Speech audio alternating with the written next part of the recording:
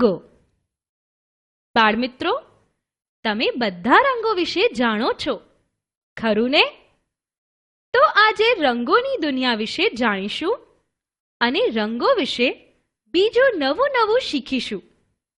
જેમ કે મૂળ રંગો કયા કયા છે અને કોઈ પણ રંગને ઘાટો કે આછો કેવી રીતે બનાવી શકાય. પહેલા ચાલો એકવાર બધા રંગોને ફરીથી યાદ કરી લઈએ. લાલ, પીળો, કેસરી, વાદળી, કાળો, સફેદ, જાંબલી, ગુલાબી, લીલો, ભૂખરો, કથ્થઈ. મૂળ રંગો.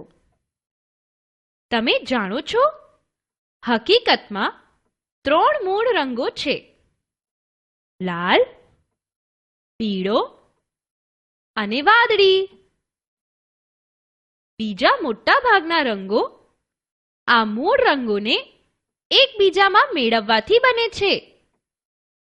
માટે લાલ, પીળો અને વાદળી એ મૂળ રંગો છે.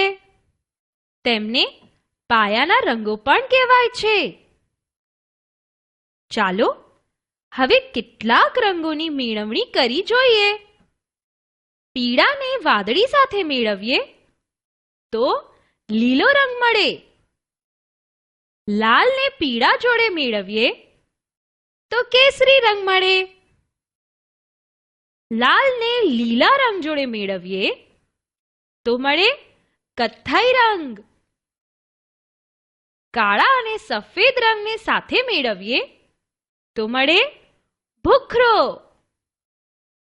વાહ, મને રંગો મેળવવાની બહુ મજા આવી. તમને આવી? તમે જાણો છો, દરેક રંગના અલગ અલગ શેડ્સ હોય છે.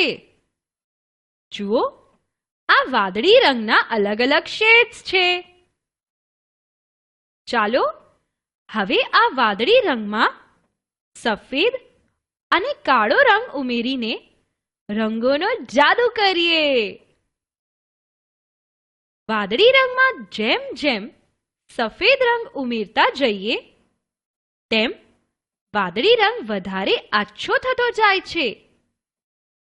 અને આ જ વાદળી રંગમાં જેમ જેમ કાળો રંગ વધારે ઉમેરતા જઈએ તેમ વાદળી રંગ વધારે ઘાટો થતો જાય છે.